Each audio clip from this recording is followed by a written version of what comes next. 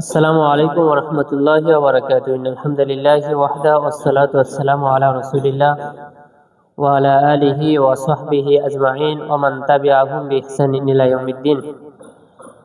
সম্মানিত মুসলিম দিনী ভাই ও বোন, ইসলাম প্রিয় আল্লাহর বান্দা ও বান্দি, আমরা বাংলাদেশে ইসলাম অনেক ভালোবাসি, জনগণ ইসলামকে খুব মহব্বত করে, কিন্তু ইসলামের যে নীতিমালা আছে, আবার আমাদের বাংলাদেশের মানুষ হালাল হারাম খুবই অগ্নিঝরা বক্তব্য, মাঠে গরম করা বক্তব্য একেবারেই খুবই ভালোবাসে। যে কারণেই জ্ঞানীদের কদর আমাদের বাংলাদেশে নাই।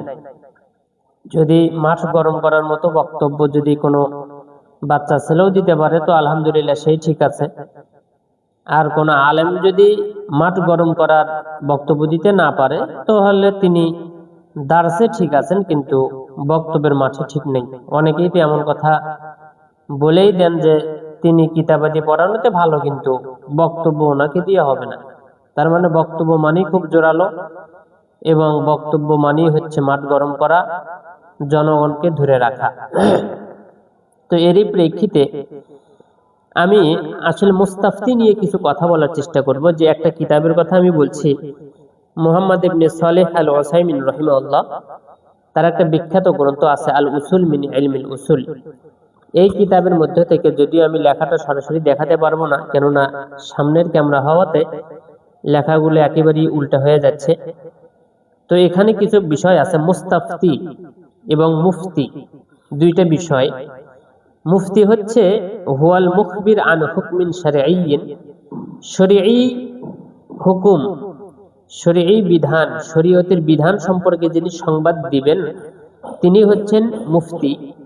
আর মুস্তাফতি বাবে ইস্তিফাল থেকে অর্থাৎ ফতোয়া যিনি চাইবেন তিনি হচ্ছেন মুস্তাফতি।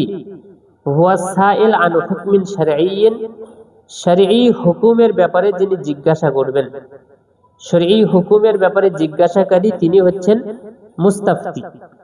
এখন কথা হলো, অনেক কিছু আলোচনা এখানে আছে, তো আমি মুস্তাফতি ব্যাপারে কিছু কথা বলবো। যে মুস্তাফতি যিনি প্রশ্ন যিনি জিজ্ঞাসা করবেন তার অবস্থাটা কেমন হওয়া উচিত, তার উদ্দেশ্যটা কেমন হওয়া উচিত, মুস্তাফতির সাথে জড়িত আবশ্যকীয় বিষয়টা কি। কয়েকটা বিষয় এখানে তিনি নিয়ে এসেছেন। এক নম্বর হচ্ছে আই ইউরিদা বিইস্তিফতাইহি আল হক ওয়াল আমাল বিহি, যে তিনি তার জিজ্ঞাসার মাধ্যমে, ফতোয়া জানতে চাওয়ার মাধ্যমে তিনি ইচ্ছা পোষণ করবেন হকটা জানা এবং এটার আমল বাস্তবায়ন করা। লা তাতাব্বু আর রুখাসি ওয়া ইফহাম আল মুফতি, তার রুখসত, তার সুযোগ অনুসন্ধান করার সে চেষ্টা করবে না। সুযোগ খোঁজার চেষ্টা কি মানে, ফতোয়া জিজ্ঞাসা করতে আসছে।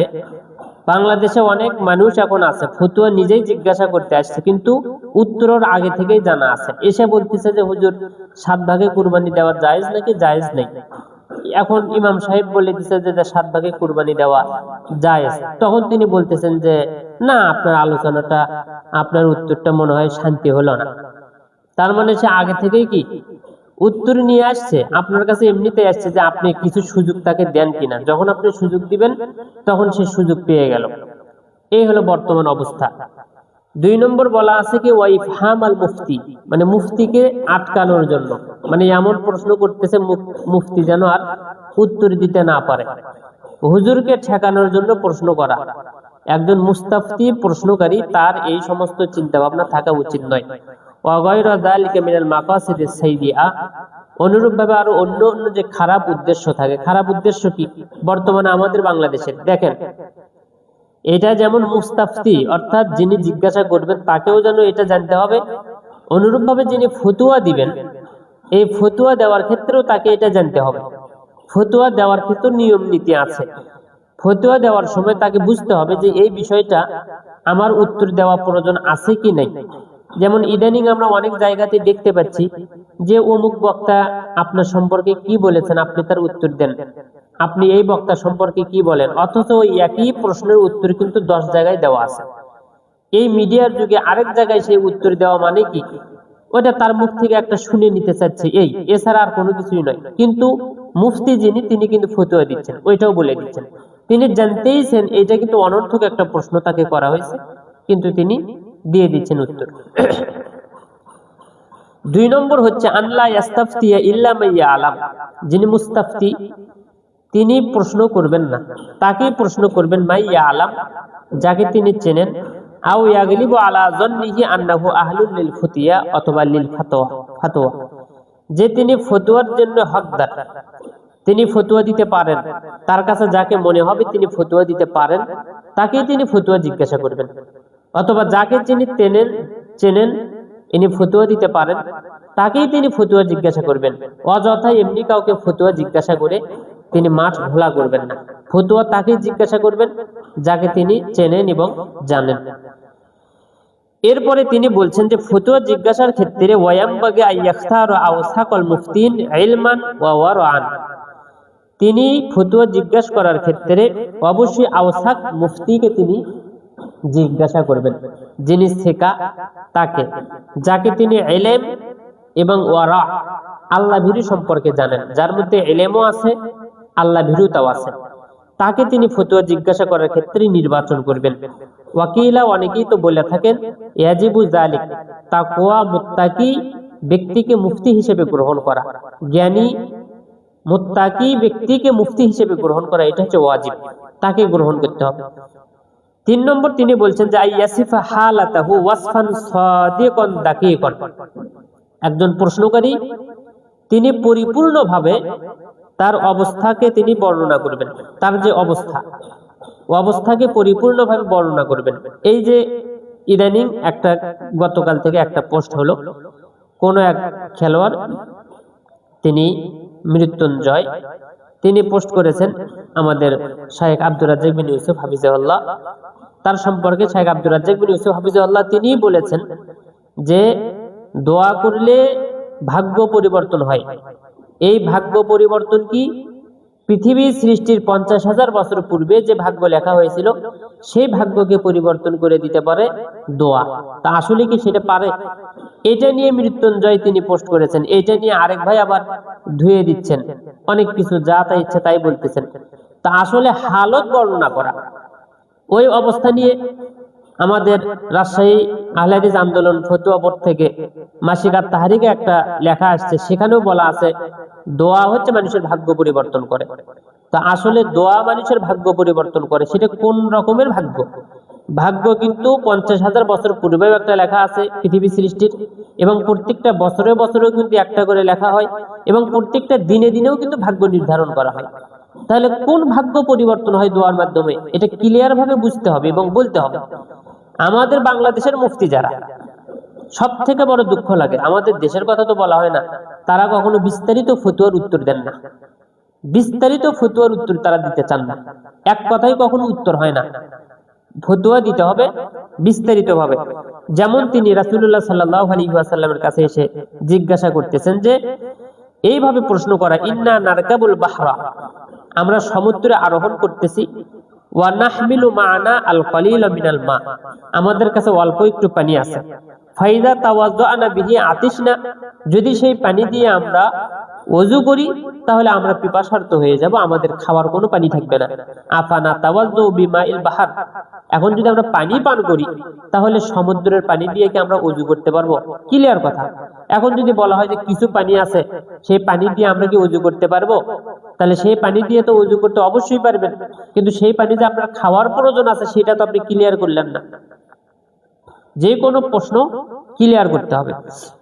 প্রশ্ন যখন ক্লিয়ার করবেন, কোন প্রশ্ন যখন মুস্তাফতি করতেছে, মুফতির গুনাগুন আছে, মুস্তাফতি যখন এমন প্রশ্ন করছে যে প্রশ্নের মধ্যে ক্লিয়ার নাই, 2 রকমের কথা থাকতে পারে, যে কোনো একদিকে প্রশ্নের উত্তর দিলে আরেক দিকে গিয়ে আঘাত লাগতে পারে, এই জায়গাতে মুফতি তাকে ক্লিয়ার করে শুনে নিতে হবে মুস্তাফতির কাছ থেকে, অথবা তিনি নিজের থেকে এর বিস্তারিত উত্তর দিবেন। যে কোনো একদিকে উত্তর দিলে চলবে না, সমাজে বিশৃঙ্খলা তৈরি হবে, মুসলমানদের মধ্যে সমস্যা তৈরি হবে। 4 নম্বর কথা বলা আছে, একজন মুস্তাফতি তিনি শুধু ফতোয়া জিজ্ঞাসা করেই চুপ করে থাকবেন না, তিনি কোনো আলেমের কাছে মাসআলা জিজ্ঞাসা করে চুপ থাকলে হবে না, মাসআলা জিজ্ঞাসা করে চলে গেলে হবে না, যে আইয়ান্তা বিহা, সে সজাগ থাকবে, মনোযোগ দিয়ে থাকবে, লিমা ইয়াকুলুহুল মুফতি, মুফতি কি তাকে বলতেছে। ফতোয়া জিজ্ঞাসা করছে, মুফতি কি বলতেছে, এটা খুব ভালো করে শুনতে হবে। বিহাইসু লা ইয়ানসারিফু মিনহু ইল্লা ওয়া ক্বাদ ফাহিমাল জাওয়াবা তামামান, পরিপূর্ণ উত্তর না নিয়ে সে সেখান থেকে যাবে না। এটা হচ্ছে মুস্তাফতির কথা। মুফতিও তাই, মুস্তাফতি যেই যেই কারণে জিজ্ঞাসা করা নিষেধ, মুফতি সেই সেই কারণে ফতোয়া দেওয়া নিষেধ। আমাদের এক পক্ষের উত্তর দেওয়া চলবে না, বিস্তারিত ভাবে উত্তর আমাদের দিতে হবে। এটা মুস্তাফতি। আমরা শুধু এখন জিজ্ঞাসা করেই চলে যাই, আমল নাই, বাস্তবায়ন নাই, হুজুরকে ঠেকানোর জন্য, সমাজে বিশৃঙ্খলা করার জন্য আমরা এমনিতেই প্রশ্ন করতেছি।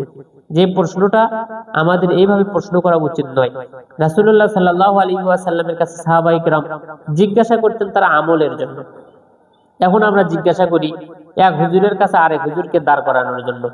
এটা অনেকেই আবার অনেক জায়গায় মিডিয়ার ভাইয়েরাই এই প্রশ্নগুলো দিয়ে থাকে। মানে সাধারণ মানুষ জানার আগ্রহ তো খুবই কম, মিডিয়ার ভাইয়েরাই দেয়।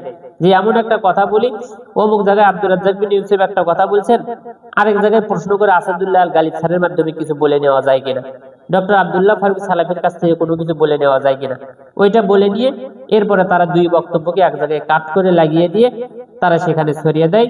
ভিউ বেশি হচ্ছে, এরপরে তারা টাকা কামাই করতেছে।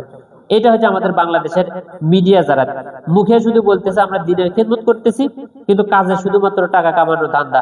টাকা কামানোর ধান্দাই যদি না থাকে, কয়টা তারা আলেমদের ফতোয়া, আলেমদের দার্স, আলেমদের বক্তব্য তারা তাদের টাইম লাইনে শেয়ার করে। যত বক্তব্য করা বক্তব্য দিচ্ছে, ভুলভাল বক্তব্য দিয়ে মাঠ গরম করতেছে, সেই বক্তব্যগুলোই তাদের টাইম লাইনে তারা দিয়ে রাখতেছে। এটা কেন দিয়ে রাখতেছে? তারা টাকা কামাই করার ধান্দা করতেছে। কিভাবে তাদের ভিউ বেশি হয়, কিভাবে তারা টাকা বেশি পায়। তো আল্লাহ সুবহানাহু ওয়া তাআলা আমাদের হেফাজত করুক, দ্বীন বোঝার তৌফিক দান করুক। প্রশ্ন করা এবং উত্তর দেওয়ার যে সীমাবদ্ধতা আছে, এই প্রশ্ন করা এবং সীমাবদ্ধতার মধ্যেই আল্লাহ আমাদেরকে থাকার তৌফিক দান করুন। আল্লাহুম্মা আমিন। সকলেই ভালো থাকবেন। ওয়া আখিরু দাওয়ানা আলহামদুলিল্লাহি রাব্বিল আলামিন। আসসালামু আলাইকুম ওয়া রাহমাতুল্লাহি ওয়া বারাকাতুহু।